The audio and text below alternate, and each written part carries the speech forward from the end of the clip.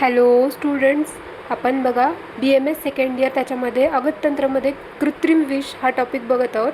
त्याच्यामध्ये आपल्याला स्टडी करायचा आहे inorganic acid, organic acid, alkalis, asphyxiants, non metallic poison, hydrocarbon, agrochemical poisoning आणि हाऊसहोल्ड पॉयझन. त्याच्यामध्ये इनऑर्गॅनिक ॲसिडमध्ये बघा कुठले ॲसिड बघायचे: सल्फ्युरिक ॲसिड, हायड्रोक्लोरिक ॲसिड आणि नायट्रिक ॲसिड.